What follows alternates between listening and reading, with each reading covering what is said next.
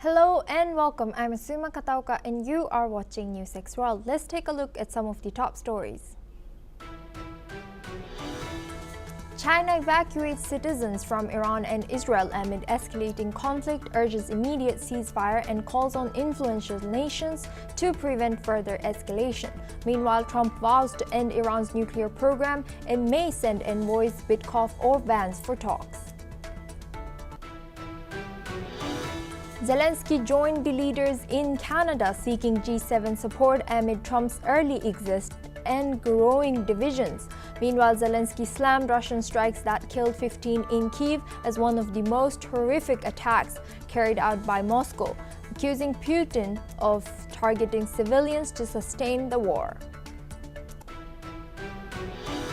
The US President Donald Trump demands a real end to Iran's nuclear ambitions, as Israel warns Khamenei could face late Iraqi leader Saddam Hussein's fate amid escalating Iran-Israel strikes. Meanwhile, the Kremlin backed Trump's claim that expulsion from the G8 in 2014 was a mistake, but called the G7 useless for Russia now. Israeli tank shelling killed 51 Palestinians awaiting aid in Khan Yunis, Gaza Strip. Meanwhile, UN Rights Chief Volker Turk slammed Israel's warfare for causing horrifying, unconscionable suffering.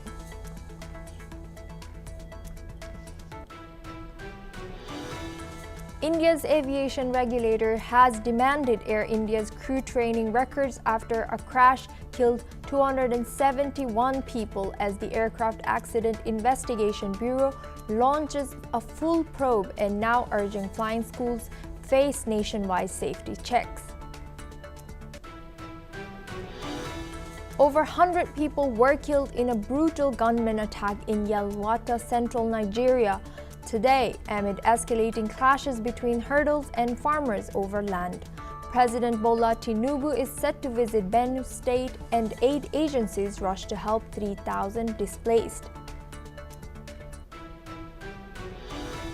Taiwan signs deal for Ukraine-tested drone software to boost defense against China, embracing asymmetric warfare amid growing military threats.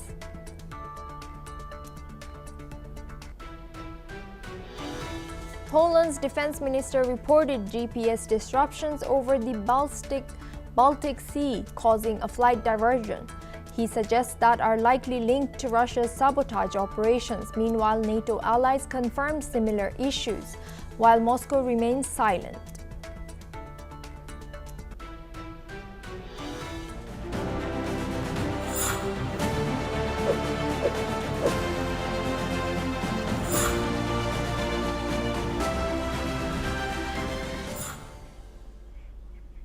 In a flurry of trade diplomacy at the G7 summit in Canada, three major nations, the US, UK, and Japan, went head-to-head on critical economic deals. President Donald Trump and British Prime Minister Keir Starmer announced they had finalized a trade deal. The agreement slashes tariffs on UK aerospace goods and sets a quota for 100,000 cars to enter the US at a lower tariff. While auto and beef deals were struck, the issue of steel and aluminum tariffs remains unresolved. Let's listen in to what the two leaders had to say. And so we have our trade agreement with the European Union, and it's a fair deal for both. It's going to produce a lot of jobs, a lot of income, and we have many other ones coming. But you see the level of enthusiasm is very good, but the relationship that we have is fantastic. So I just want to... Thank you very much. This now implements on car tariffs and aerospace, a really important agreement, and so this is a very good day for both of our countries, a real sign of strength. So thank you again, Donald. A really important day for both of us. Great people. Meanwhile, Canadian Prime Minister Mark Carney said he and Trump have agreed to finalize a new economic and security deal within 30 days. Despite sharp differences over tariffs, Trump called himself a tariff person, while Carney continues to push for a tariff-free agreement. On the other hand, trade talks between the US and Japan fell short. Prime Minister Shigeru Ishiba and Trump failed to reach a deal. Ishiba said key differences remain, particularly on U.S. auto tariffs that could cost Japan billions. Talks will continue at the NATO summit next week in The Hague. Let us listen to what Japanese Prime Minister Ishiba had to say. これまで日本、アメリカ双方が本当に真摯な議論を精力的に続けました。で、ギリギリまで交渉の可能性を探ってきておるところであります。今なお双方の認識が一致していない、そういう点が残っておりますので、パッケージ全体としての合意には至っておりません。我が国にとって、例えて言えば自動車というのは本当に大きな国益であります。こういうことの国益を守り抜くために、我々として最善の努力を重ねるということにつきます。これは双方相手のあることでございますので、我が国の国益を守る必要があると、これを守り抜かねばならないということでありますから、いつまでにということを申し上げることは困難でございます。Now we have guests joining us live. He's Ross Feingold. He's a political analyst joining us live from Taiwan. Thank you, Ross, for joining us today. How might unresolved issues like steel and aluminum tariffs impact the long-term stability of the US-UK trade deal, especially under the current political climates in both countries? The good news is that they've reached a deal on a number of issues, although they haven't reached an agreement on steel and aluminum. But the fact that they're talking, not just at the leadership level, but obviously at the working level as well, I think that gives us reason for optimism that they will reach an agreement on steel and aluminum as well. So although the United States has many different trading partners to reach agreements with, the talks are ongoing. It's clear that the United Kingdom was a priority trading partner, and there's been good progress. So I think we should be optimistic that unresolved issues will also at some point reach agreement. And now we know that Japan and US did not reach a deal. So Japan left out of a headline deal while the US and UK move forward. Do you foresee any emerging trade blocs or realignment within the G7 that could shift global economic dynamics? And why was Japan not able to reach a deal today? No, I don't see any blocs emerging within the G7 itself. The other G7 members want to trade with the United States, and they're eager to reach a deal with the United States. So I wouldn't subscribe to any notion that the United States is going to be frozen out of the remaining G6 countries. That's very unlikely. Unfortunately, Prime Minister Ishiba and President Trump, they only met for about 30 minutes. That's simply not enough time to reach an agreement. Just like with the UK, there's ongoing negotiations at the working level, and that's probably where agreements will be reached and then forwarded to the two leaders for their sign-off. But they haven't reached an agreement on the key issue of automobile tariffs, tariffs that the United States imposes on automobiles that are manufactured in Japan and exported to the United States. And understandably, that's an important part of Japan's export mix, and the Prime Minister wants to be very careful to get the best deal possible for Japan, and they weren't able to reach an agreement. But I wouldn't be pessimistic about that. Again, I think the fact that Japan is a priority country among U.S. trading partners for negotiation purposes indicates that it's more likely than not that they'll reach an agreement. And now staying on this, with Trump's early departure and his and Macron's comments back and forth, and many more, now is the G7 as a body becoming less relevant in preventing or resolving global security crisis? Where does this leave European neutrality or mediation efforts? And also, Russia saying that it's not useful for Russia to join this G7 anymore.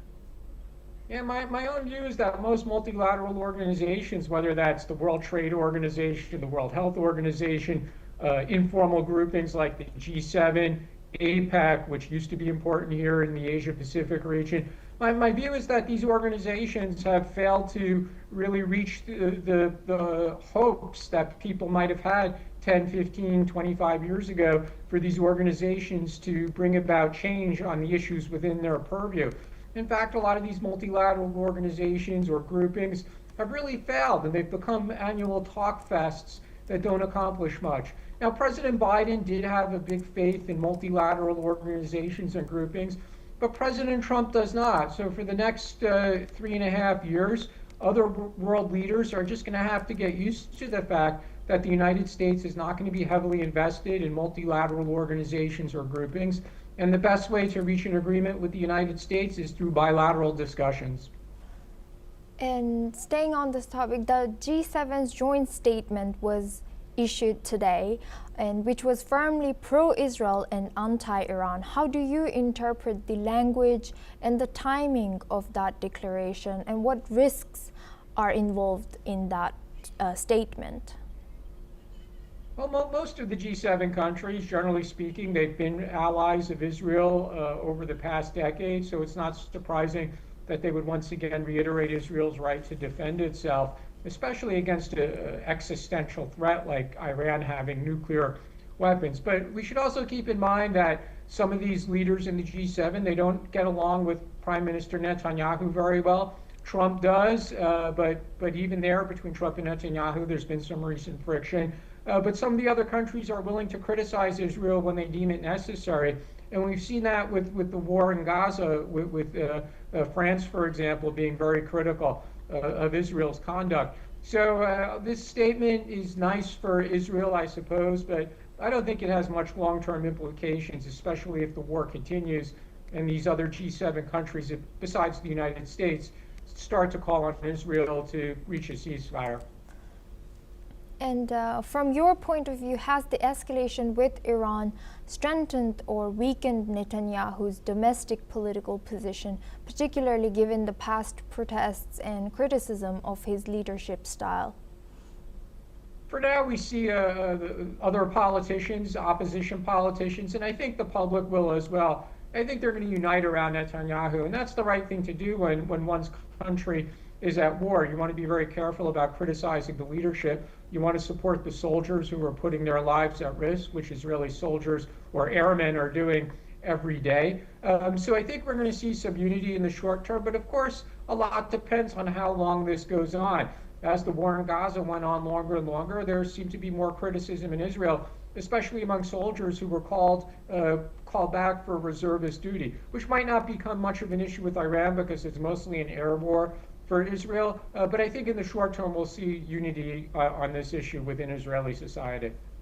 Thank you, Ross Feingold, for joining us and sharing your expertise. You will stay with us for our next story. The Iran-Israel conflict has entered its 5th day with no signs of de-escalation. Israeli Defense Minister Israel Katz warned Iran's Supreme Leader Ali Khamenei to stop launching missiles at Israeli civilians or risk a fate similar to Saddam Hussein's. Israel says it still controls Iranian airspace and may intensify strikes soon. Here's what the Israeli Defense Minister has said. אני מזהיר את הדיקטטור האיראני מהמשך ביצוע פשעי מלחמה וירי טילים לעבר אזרחי ישראל. כדאי שיזכור מה עלה בגורלו של הדיקטטור במדינה השכנה לאיראן שהלך בדרך הזאת נגד מדינת ישראל. In the latest development, the Israeli military confirmed it killed Iran's wartime chief of staff, Ali Shadmani. In precise strike in Tehran, Shadmani was a top military figure and close to Supreme Leader Ayatollah Ali Khamenei. Here's what the Israeli army spokesperson had to say. לילה, בעקבות מודיעין מדויק שהתקבל באגף המודיעין, חיסלנו את עלי שדמני, רמטכ"ל המלחמה, המפקד הצבאי הבכיר ביותר של המשטר האיראני. הוא חוסל במפקדה של המשטר האיראני בלב טהרן. שדמני שימש כרמטכ"ל הכוחות המזוינים של המשטר האיראני, והאיש המקורב ביותר למנהיג איראן עלי חמינאי. Earlier in the morning, 2 explosions were also reported in Iran's northwestern city of Tabriz near a major Air Force base. Meanwhile, overnight, Israel struck missile sites, UAE facilities, and air defenses in western Iran overnight. A strike on Tehran's state broadcaster killed 3, and the Natanz nuclear site was hit, destroying nearly 15,000 centrifuges. Iran retaliated with missile attacks on Tel Aviv and Haifa, killing at least 8 people and damaging homes and a power station. Iran claims its drones destroyed strategic targets in Israel overnight. Oil prices jumped over 2% on hopes for a ceasefire. Till now, over 700 foreign nationals, including Indians, have fled from Iran to Azerbaijan and Armenia since Israel's airstrikes began. Evacuations continue as tensions escalate across the region. On the global front, U.S. President Donald Trump demands a real end to Iran's nuclear ambitions, not just a ceasefire. Speaking from Air Force One, Trump said Iran must give up entirely on nuclear weapons. He hinted at possible talks, sending Vice President J.D. Vance or envoy Steve Witkoff to Iran, depending on developments. Trump warned Iran against attacking U.S. forces, saying the response would be gloves off. Let's have a look at what the U.S. president had to say. We're doing pretty well. Right now, we're doing pretty well. Remember, Iran cannot have a nuclear weapon. It's very simple. We don't have to go too deep into it. They just can't have a nuclear weapon. I don't know. I've been negotiating. I told them to do the deal. They should have done the deal.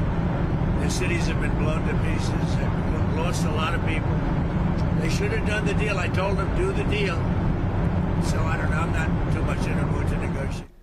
EU Commission President Kaja Kallas stressed urgent de-escalation through diplomacy, affirming that Iran must not acquire nuclear weapons. She vowed the EU would play a key role in reducing tensions. Here's what Kaja Kallas has said. We all agreed the urgent need for de-escalation. Iran cannot have a nuclear bomb, and diplomacy is the solution to prevent this, and EU will play its part.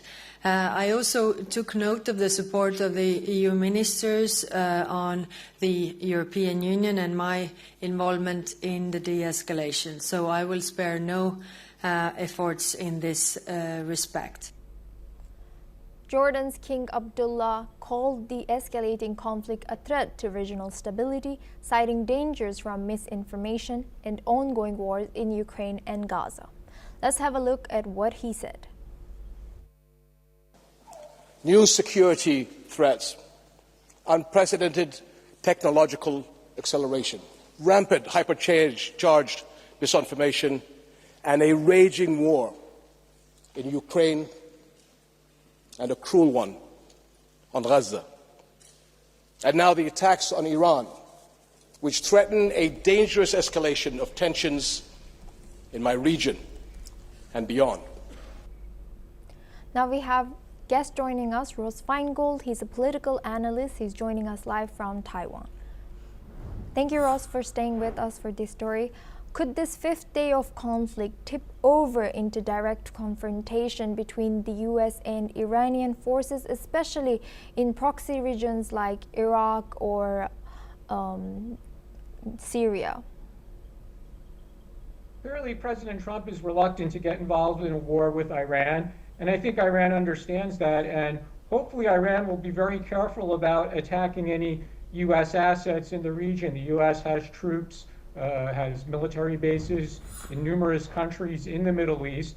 Iran and everyone else knows where they are. It's not a secret. But notwithstanding U.S. support for Israel, I think it would be extraordinarily foolish for Iran to attack U.S. interests in the Middle East and bring the United States into the war.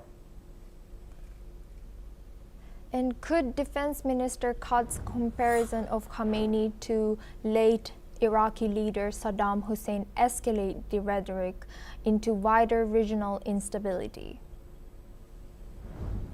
Not at the moment. I mean, this is a battle between Israel and Iran. So just like it would be foolish for Iran to attack United States interests in the Middle East, it would be very foolish for other organizations to join the war, whether that's the Houthis in Yemen or Hezbollah in Lebanon, which was basically defeated by Israel last year.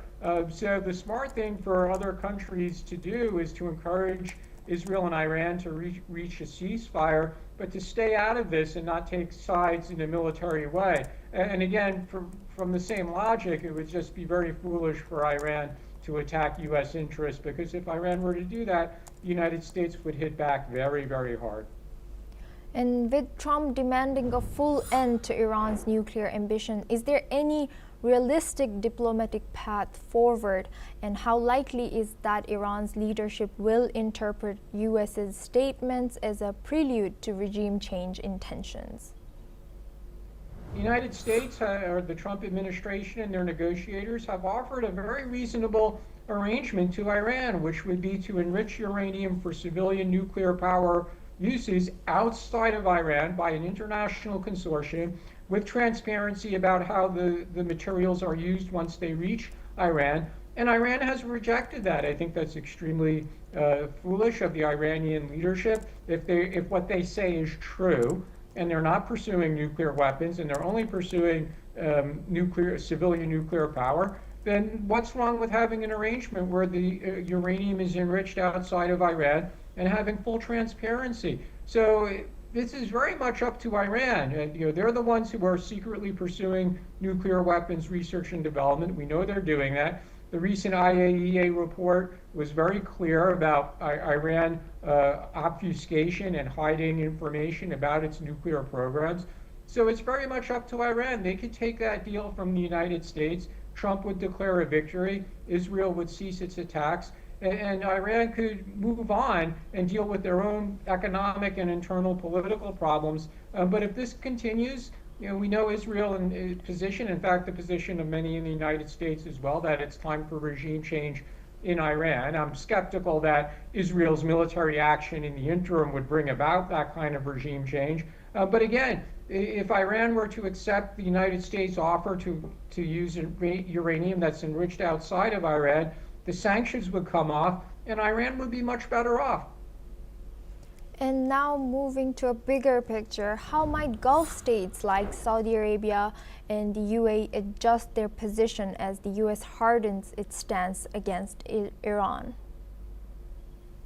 Publicly, the Gulf states have to say that they oppose Israel's military action, but we know for a fact that the Gulf states do not like Iranian leadership. They don't like Iran's pursuit of nuclear weapons, and they're probably happy that Israel has done this. They'll never say so publicly, but we know how they feel about Iran. Even if Saudi Arabia and Iran have patched up relations in the recent period, they're still very cautious and skeptical about Iran's intentions. So frankly, they're probably happy about what Israel did. And how do we know that? Well, they haven't stopped Israel from overflying their countries. We don't see Saudi Arabia or Jordan being vociferously angry about Israel's Air Force flying through those countries' airspace to attack Iran.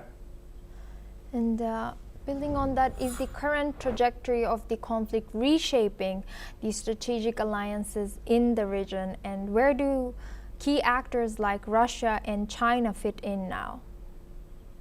I think it's a little too early to tell what kind of reshaping of the strategic arrangements in the Middle East that this war will occur, keeping in mind that there are countries like Saudi Arabia that was in negotiations via the United States to recognize Israel, but then the war in Gaza erupted and it's put on hold at Saudi Arabia's recognition of Israel. So separate from the war in Iran, there's still the war in Gaza and the civilian deaths, and a lot of countries in the region are, of course, very angry with Israel over the amount of civilian deaths, even though those countries also dislike Hamas and wish Hamas would just surrender and go away.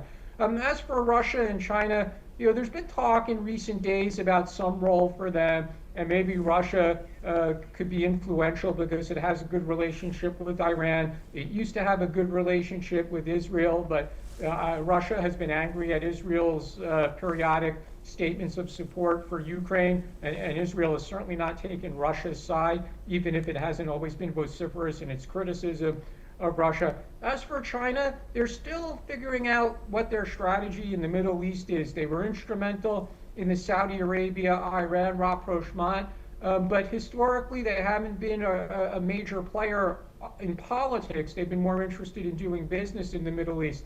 So I think it remains to be seen what kind of political role they could play. And frankly, I wouldn't be optimistic that they can negotiate between Iran and Israel.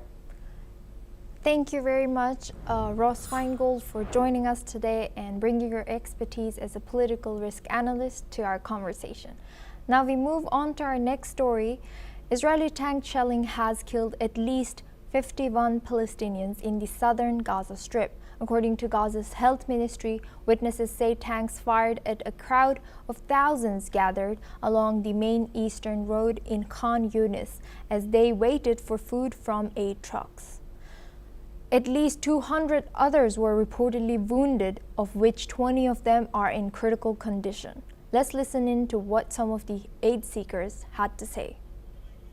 نستنى زينا زي الناس عشان نجيب لقمة أولادنا يفكرين إن 6 شهور ما نشوفش الأكل ولا نشوف الصوت نحن نستنى زينا زي الناس الانتصار قالوا لنا في طحين في منطقة فلان الكيل نحن نستنى ما بنلاقي إلا صواريخ نازلة علينا والقذائف نازلة علينا والقوات ساكر نازلة علينا إحنا مدنيين لا معنا سلاح ولا معنا إشي رايحين نجيب أكل لأولادنا إحنا رايحين نجيب قلت أولادنا لأن 6 شهور ما كناش ما كنا الرمل مع خلونا نقدم تجمعات خلوا الجماعات تتجمع صار نزل قذايف دبابة قذايف 16 قوات كابتر كل فج عميق الشهداء غاد لحتى مسكرة الجرحى مرمل حتى الآن ما حد مطلع لهالشعب بعين الرحمة الشعب بموت الشعب يتقطع على لقمة أولادهم طلع كيف الناس هاي الناس طلع كلهم متقطعين عشان يجيبوا طحين وطعم وعيال ضربونا صاروخين في 16 اشلاء لحم روس